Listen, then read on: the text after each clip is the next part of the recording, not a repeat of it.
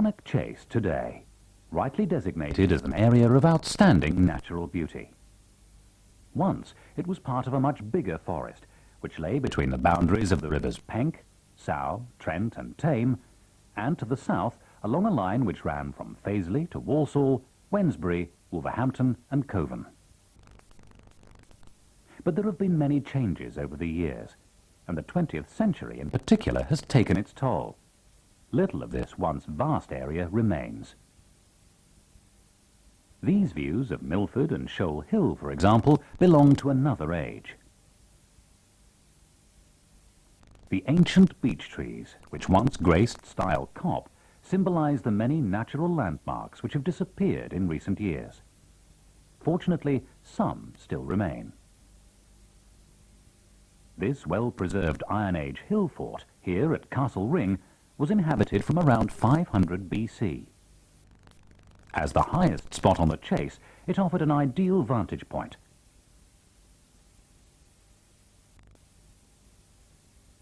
After 1066, the area became the property of the Norman kings, and these sandstone foundations of a medieval building, possibly a hunting lodge, lying in the northeast corner of Castle Ring, are a reminder of the importance of English forests as royal hunting grounds.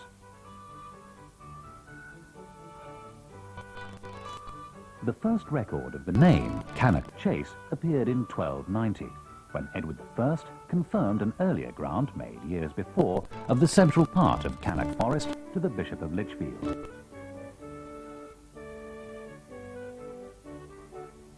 When William Paget purchased the bishop's palace at Beaudesert from Henry VIII, he accelerated the destruction of the great oak trees of the chase. They were used as fuel for his nearby blast furnace, the first in the Midlands. As a result, much of the area became heathland, covered in heather and bracken. By 1610, Cank wood had visibly declined. The timber also provided fuel for other local industries: glassmaking, iron goods, tile making, tanning and shallow coal mining, which were based around the market towns of Rudgley and to a lesser extent Cannock. However, these industries were relatively small scale.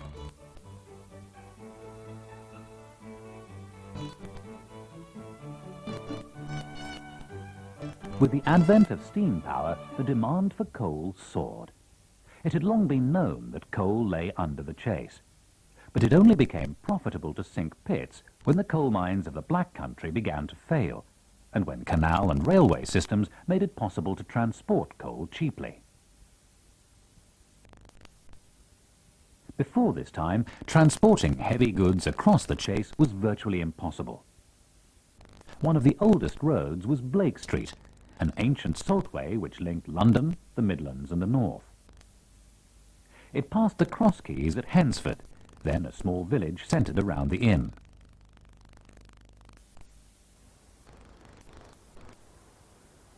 The River Trent was also an important link with the outside world. This is Essex Bridge at Great Haywood. It's said that the second Earl of Essex had the bridge built to provide easier access onto the chase for his hunting parties. A less romantic suggestion is that it was for pack horses, and that the bays were there to give protection to those on foot. But there were many problems with river transport, and the entrepreneurs of the Industrial Revolution soon saw the advantage of canals. Men like Josiah Wedgwood were active in getting the Trent and Mersey Canal built. It was completed in 1777, and once it was linked to the Staffs and Worcester Canal, here at Great Haywood, the canal became a very profitable enterprise. For years, Haywood Junction was a hive of commercial activity. Fortunately, tourism has given some canals a new lease of life, and the private boats of the 1960s have now become a whole industry, supported by people seeking a leisurely way of exploring the countryside. Canals are now synonymous with holidaymakers, and working narrowboats, such as this 1930s coal carrier, are a rare sight.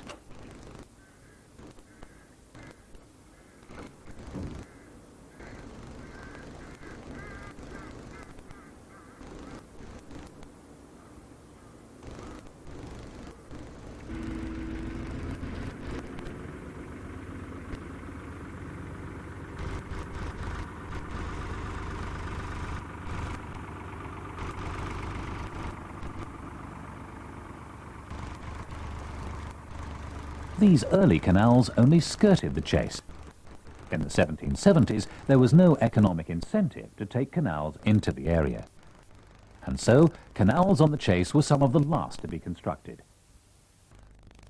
This is the Anglesey branch, which was built to serve the Marquess's nearby mine. It once carried much of the coal produced by the Cannock Chase Colliery Company. It also fed water from Norton Pool, or Chase Water, into the Worley and Essington Canal and beyond. The locks at Churchbridge linked the Staffs and Worcester Canal to the Cannock Extension Canal, pictured here.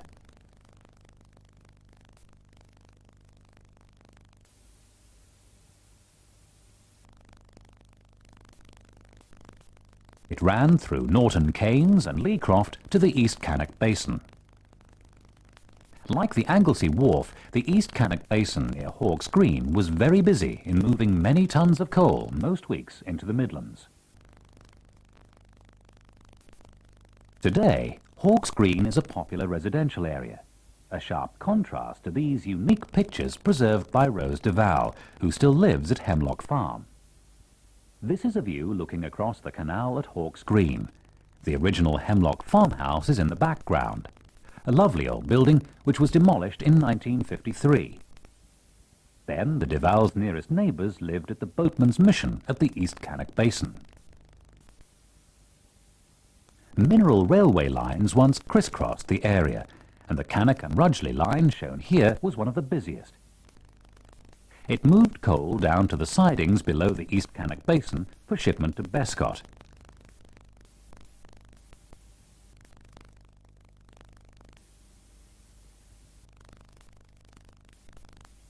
The mineral lines provided many jobs for men such as Roy Brake, who was the signalman at Hawkes Green in the early 1950s.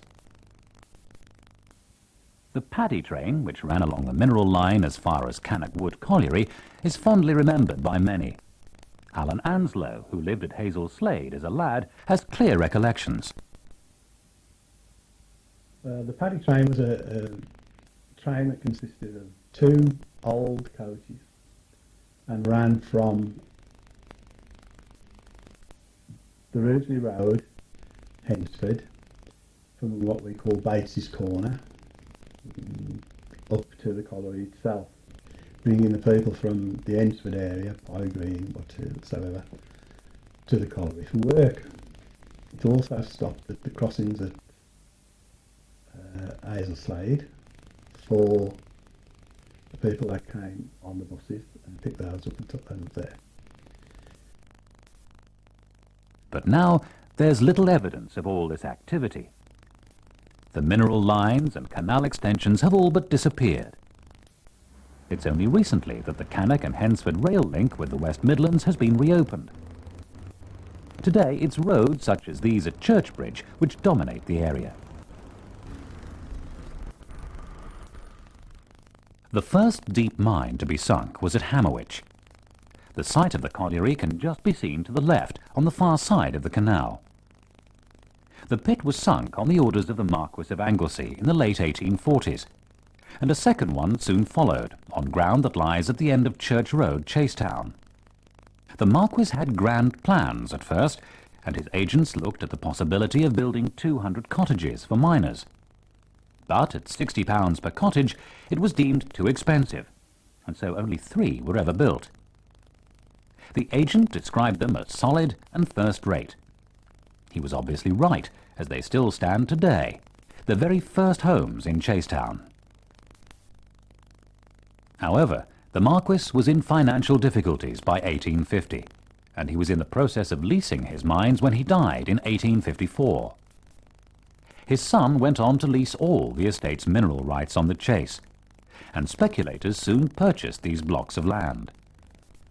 The die was cast for the transformation of the Chase. Several colliery companies were soon operating, names which older residents will still recall today. This is a view from Fox's Row of pits 1 and 2, owned by the West Cannock Company. And the mound at East Cannock Colliery near Stafford Lane.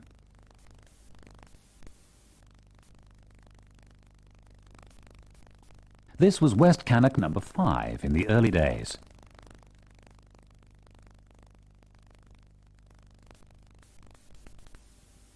In the early 1950s, Mid Cannock looked quite modern, just the opposite of the Grove at Norton Keynes.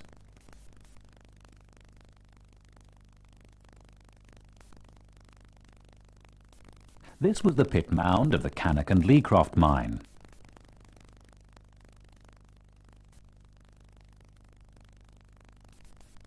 And finally, the Cannock Chase Colliery Company's pit number 3, known as the Plant, near Chase Terrace. Such scenes were typical of the impact which mining had on the area.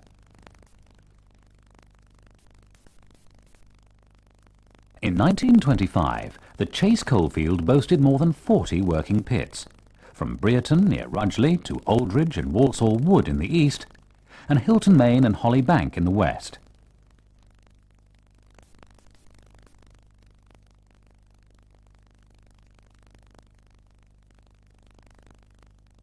The mines provided thousands of local jobs.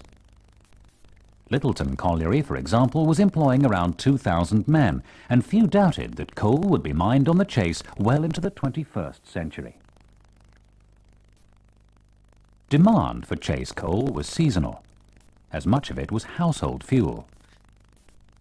Many older mining families will recall the saying that a poor summer was a blessing and a mild winter was a curse. Mrs. Ellis recalls how difficult it was to make ends meet. Rent was a bit high and we couldn't afford it because Charlie was still at the pits. And Charlie's mum came and she said, "There's a house going in Blewett Street, why don't you go and ask George Ed if you can have it?" And I went down to the butcher's and asked him. And he said, "Well, you'll have to go and ask my mother, but tell my mother who you are and who your mother is, and I'm sure she'll let you have it." So I went up and asked her. And she said, "Who was your mother?" And I said, "Mrs. Coleman." She said, "You can have it. You've got it." And we went in, we paid 8 and 6pence a week then for it. But Charlie was on 3 on, 3 off, you see, at the pits. And we just couldn't afford 13 and odd for a house. 3 shifts at the pit and 3 on the dole. That's what we were doing in the summer. Then in the winter, he used to go out at 6 o'clock in the morning, and I hadn't used to see him until about 7 o'clock at night. He used to work overtime to help pay for what we'd lost in the summertime, sort of thing. And Chase miners were never the best paid in the industry.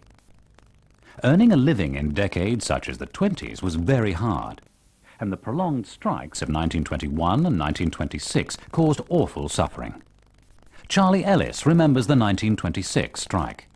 This was a very bitter strike. I'd now started work. I started work in 1925. I went down West Cannock 5 at 13 years of age, and I'd been at work some 1, 2, 3, 4, 5, almost 6 months, when in March we all came out on strike. And again, this was for a very bitter strike again. The wages were very, very poor. And from 1921 to 26, there hadn't been much in the way of a rise in wages at all.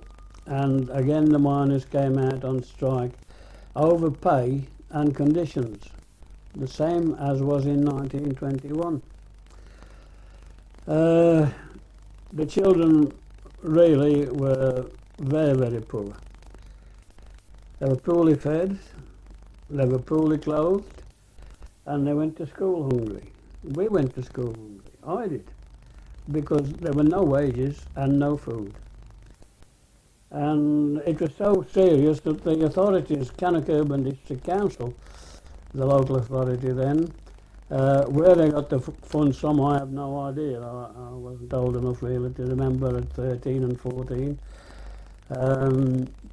But they fed the school children, and they gave them for breakfast a bun and a mug of cocoa, and then for lunch they had possibly another bun or a sandwich, a corned beef sandwich, and another mug of coffee or cocoa.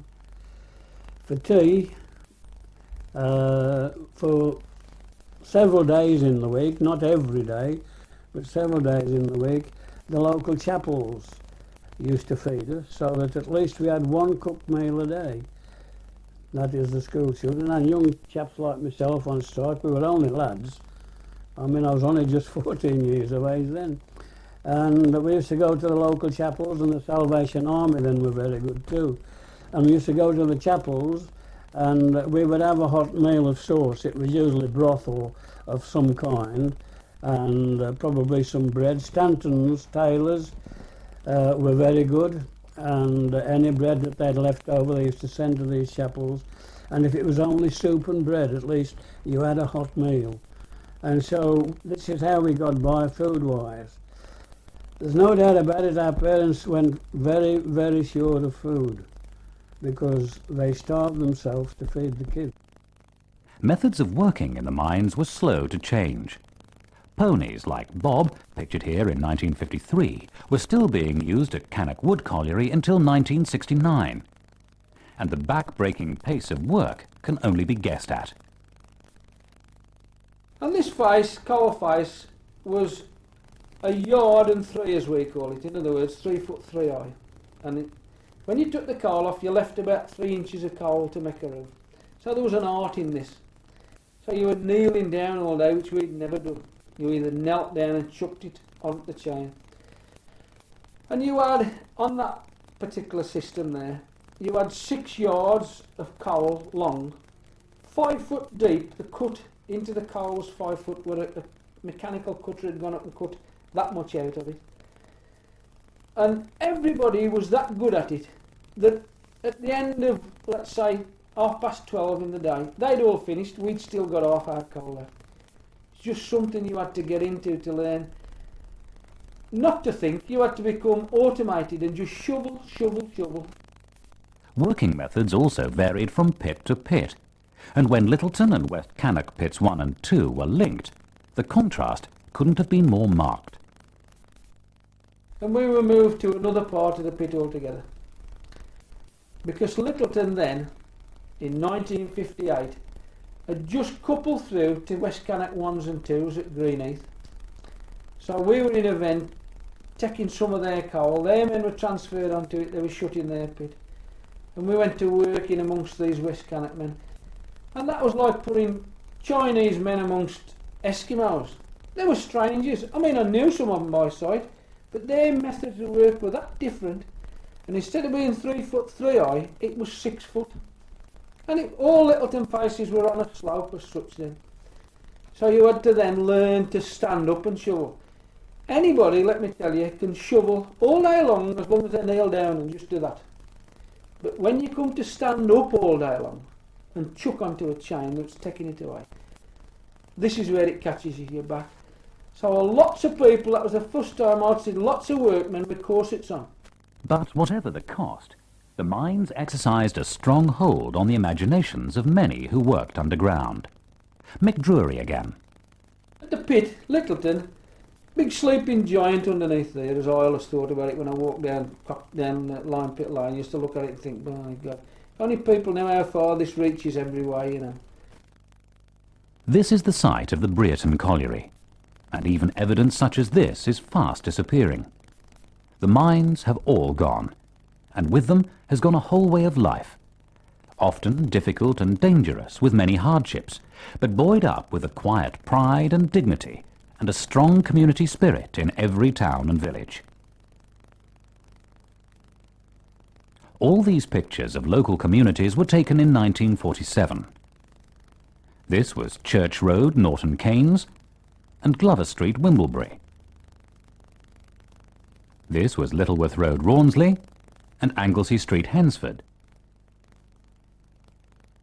This is Cecil Street, Chadsmore, and High Street, Chase Terrace. Finally, Washbrook Lane and Stafford Street, Heath Hayes. Hazel Slade was another such mining community.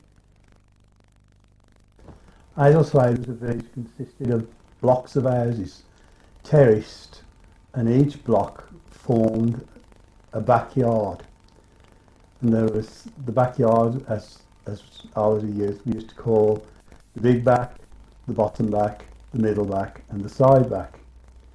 The village also consisted of a pub, 2 chapels, a church, 3 shops. All shops was general food stores. The village itself was very good atmosphere to live in and very friendly. The Slade has seen dramatic changes since these terraces were demolished. And the same can be said of Cheslin Hay, once a small settlement in a clearing in Cannock Forest, which later became home to miners working at local pits such as Hawkins. Other communities have had mixed fortunes. Hensford was once the shopping centre of the Chase.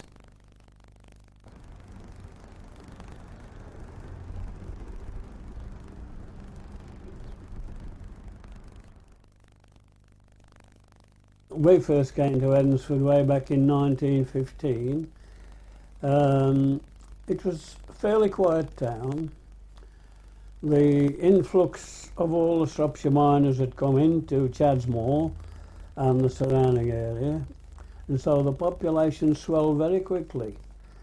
And Hedensford then became a very thriving town, and my wife and I saw it grow.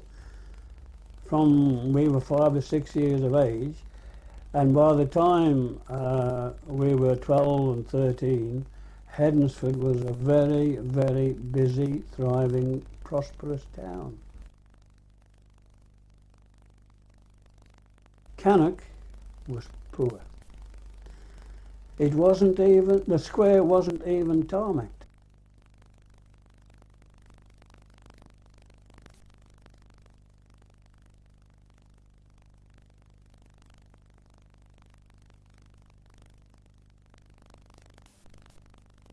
In 1927, there was a meeting of the Hedensford traders. Today it would be called the Commerce or something like that. It was the Hedensford Traders Association. They met to discuss a proposition from Woolworths, who wanted to knock the market hall down in Hedensford and build a Woolworths in its stead. And the traders in Hedensford were appalled because they said it would take all their trade away, and they voted it down. Cannock jumped in and they accepted Woolworths, and from then on Cannock thrived and Hedensford went gradually, slowly but surely, it went downhill. The parish church of St Luke's, Cannock, parts of which date back to at least the 13th century, still graces the town centre. The parish church of St Augustine's, Rudgley, is equally beautiful, although it was only built in 1823 to replace a much older church, the ruins of which still stand nearby. The most important church to be built locally this century is Our Lady of Lourdes, Hensford, which was completed in 1934. This remarkable record was collected by Mr. Frank Medlicott, who helped build the church.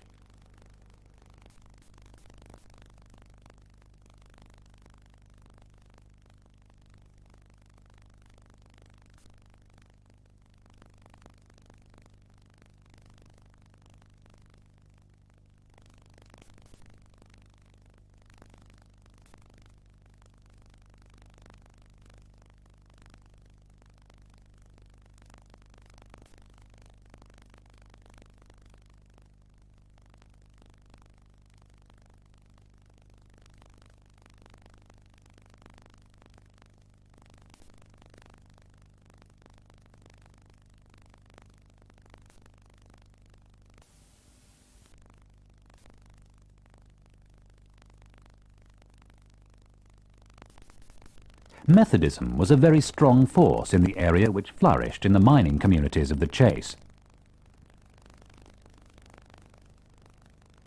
Many religious groups have faced hostility and prejudice over the years. Primitive Methodists were one such group, and many emigrated as a result. This may have been the reason why John Pickerel of Cannock left for South Australia in 1849 as a free settler. His wife, Sarah Ann, and son joined him 4.5 years later. John Pickering, as he'd become, established the first brickworks in Salisbury. He was also a gold prospector, land trader, and sheep farmer, and he founded 3 primitive Methodist churches and 2 Sunday schools. He drowned at the age of 42 before he could honour his promise to his wife that they would return to England once he had enough money to be his own master.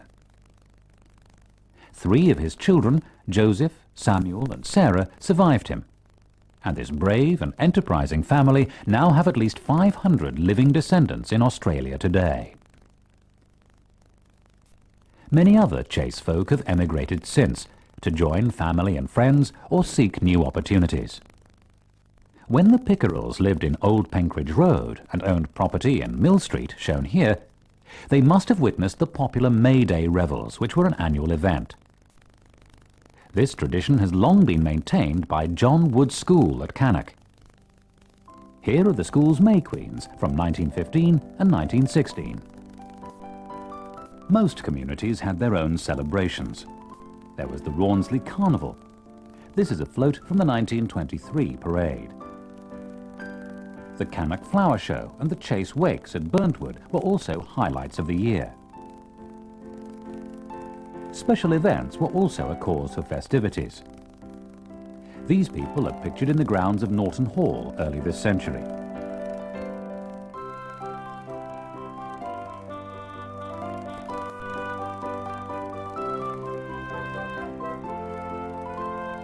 The 1977 Festival of Flowers was an occasion enjoyed by many. Street parties such as these in Dartmouth Avenue and Florence Street marked the end of the Second World War.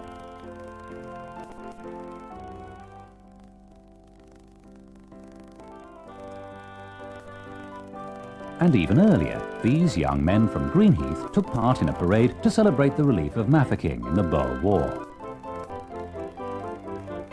It's hard to imagine so many people packed together today. Chapel parades, however, drew large numbers, and here in the midst of anonymous faces is Maud Yates, later Mrs. Jones. Maud may well have joined in the popular ox roasts of the 1930s, held outside the Anglesey Hotel. Local dances were also important events. Several dance halls claimed to have the best sprung maple floor. One was the Electric Palace at Hensford. Mrs. Williams has clear memories. Electric Palace.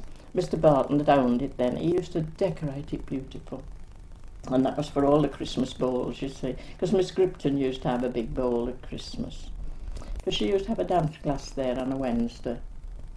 Children first and then grown-ups after. Oh, and she was strict.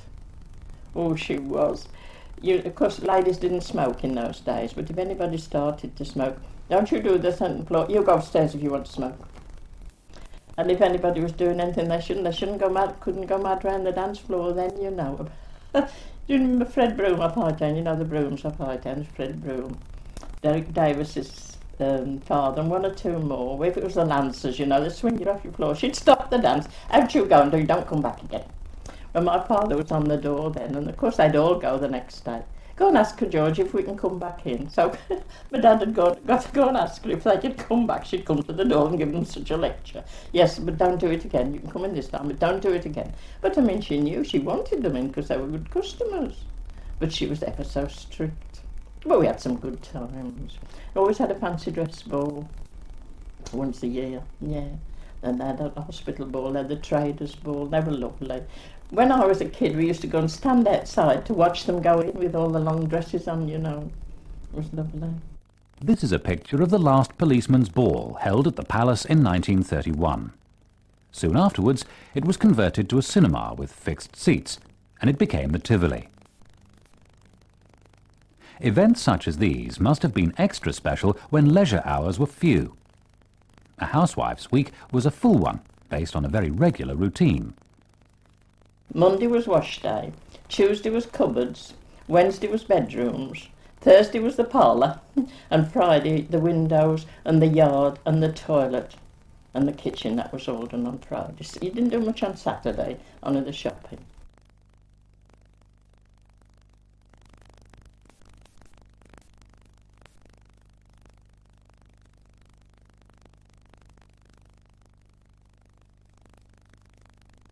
And evening shopping is no recent thing. Thrifty women would purchase the Sunday joint as late as possible on a Saturday evening. On Saturday they were all open till 9 o'clock at night. And in the week it perhaps 7:30, 8 o'clock. Like that. My mother never used to go down to shop for the Sunday joint until after tea on the Saturday. You didn't. And then the market was open, you see, and there was a fruit stall at the top, which was Dando's, but not the Dando's that are there now. It was another brother.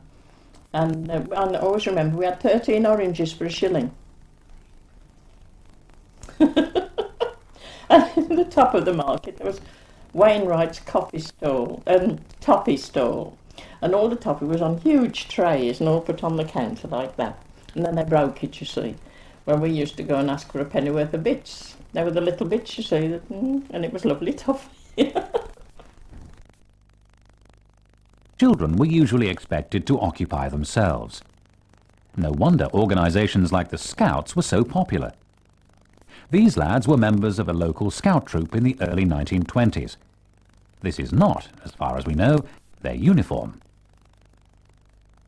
The scout camp at Beaudesert was a gift of the Marquis of Anglesey. Horace Spruce recalls. It was our local and our favourite place. We could get to it on our cycles quite easily. It's one of the very few open campsites of that nature. It's used by all the district. It is the district campsite for the whole area. And generations of lads have loved it.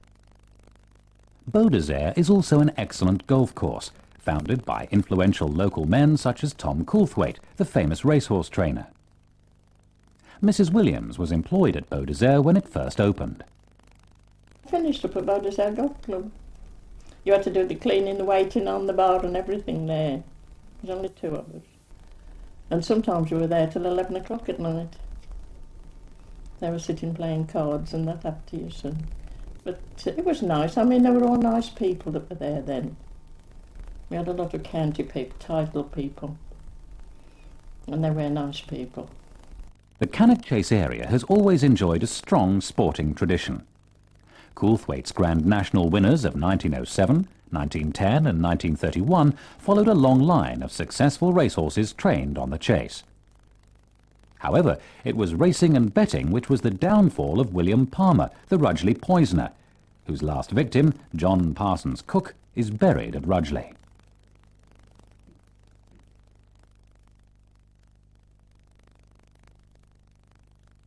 Happily, most local sport is based on nothing more than good-natured rivalry.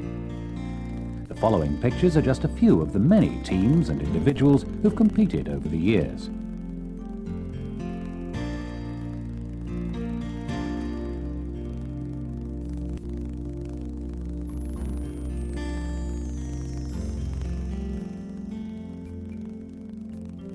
The Cannock Cricket Club began in the mid-19th century. Many collieries also had their own teams. Rugby has also grown in popularity since the late 1940s, when clubs such as the Rudgley Rugby Union Club were formed. Football has had mixed fortunes. Cannock FC folded in the 1930s, and formidable local league teams such as Wedges Mills, pictured here when they won the Gilbert Harding Cup, are only a memory. However, others have fared much better. Hensford Town FC have had a remarkable run over the last 6 or 7 years. And the area can be especially proud of Cannock Hockey Club's national successes too. This picture of a Walhouse boys PE team taken in 1931, and these young ladies from St Mary's Youth Club, Cannock, are a reminder that an interest in health and fitness is nothing new, and that many adults developed an interest in sport as schoolchildren. It would be impossible to mention the many teachers who are still remembered as having a strong and positive influence on the lives of Chase youngsters. Miss Heath, Harry Orme and their colleagues from Wimblebury School, and Tom Smart, once head of Rudgley Grammar School, are just a few. David Gardner was another.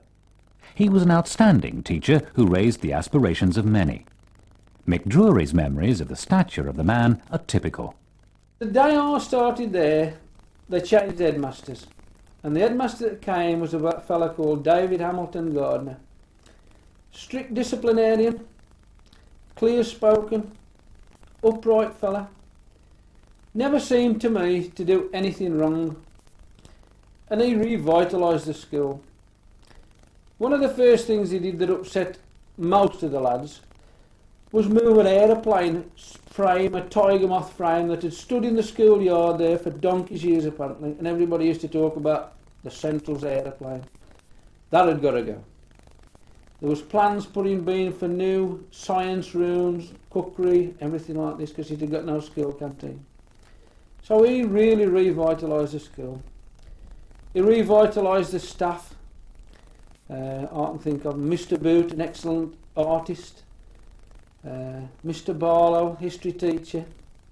Mr. Parker that lived on West Hill, music teacher. Daddy Parker, as he was always known. Things like that. And Mr. Gardner used to wander round the school in the first years, I remember it. And he'd come and stand at the back of classes and different things.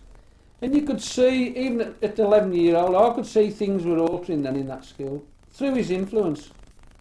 Mr. Gardner influenced him so much that he'd played football for Bolton. Mr. Lloyd, who became a teacher up at Great Worley, had played hockey for Staffordshire. So they were sports influenced. And Central had always had a good team, but from then on it just built and built and built. We actually beat Littleworth, one year, Kingsmead, we did, and they were supposed to be the top of the knot. But once school days were over, there were few choices, and many older miners recall finishing school one day and starting work down the pit the next.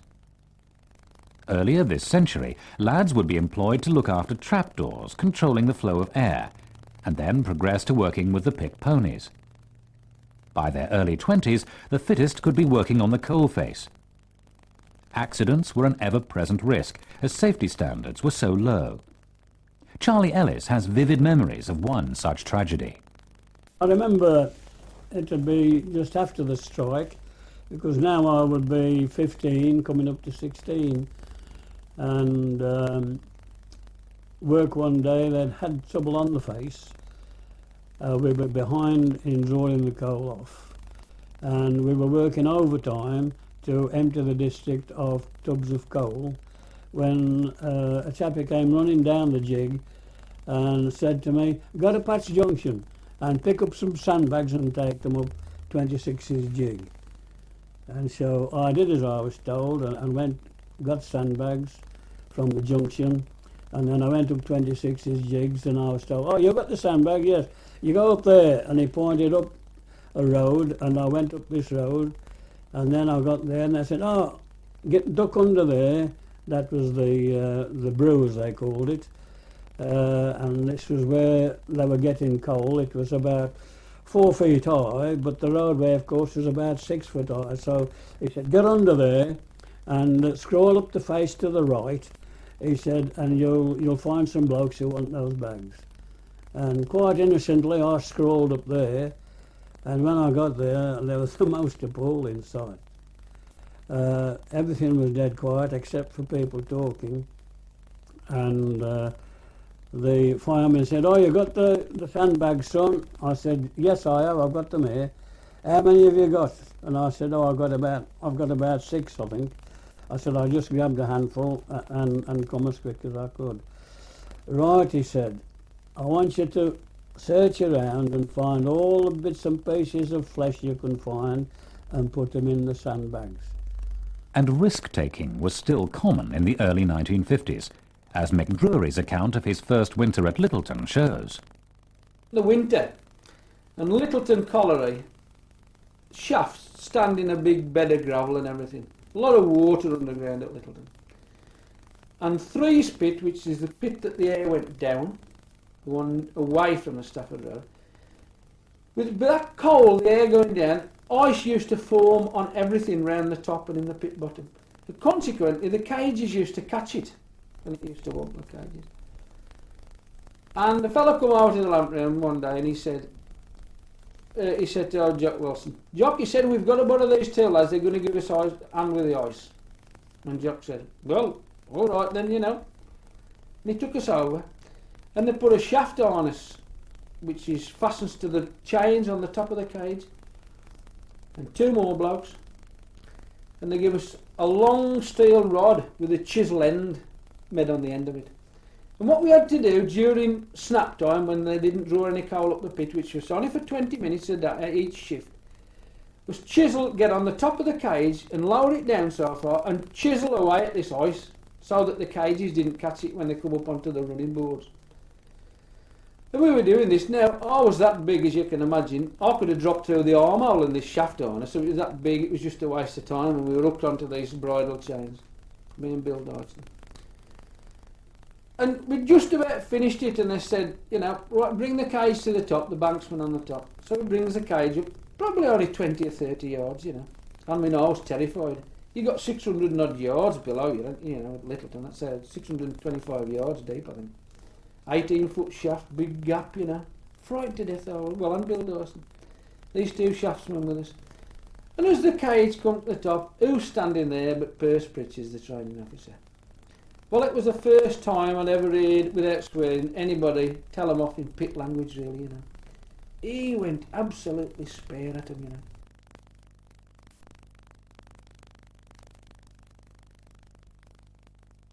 An intriguing feature of the history of mining on the Cannock Chase coalfield has been the development of a dedicated mines rescue service.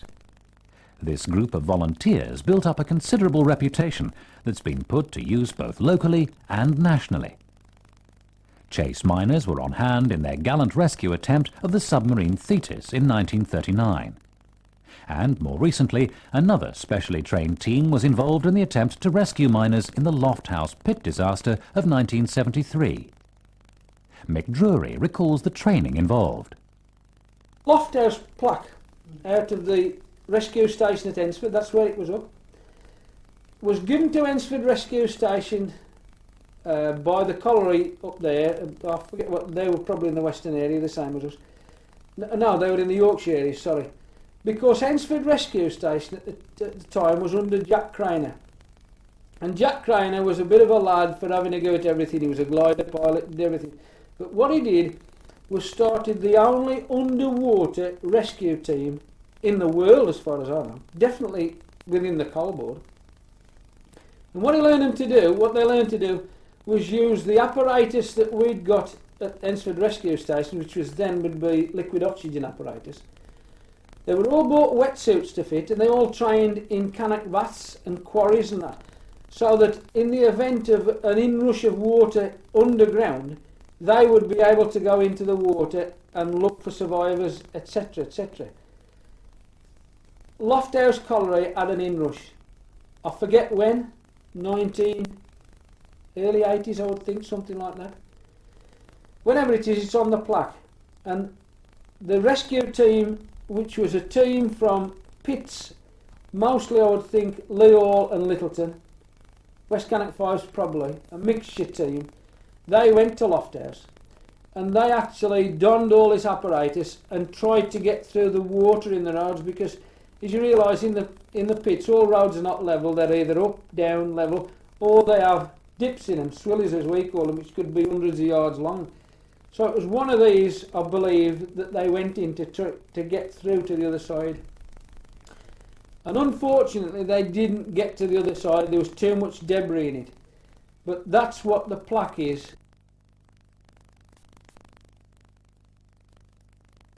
There must be many Chase families who have treasured mementos of close relatives who were members of the Mines Rescue Service. It is perhaps fitting that the former Mines Rescue Station at Hensford, although disused at the moment, stands near the area's Heritage Centre, which is working hard to preserve a record of life as it was.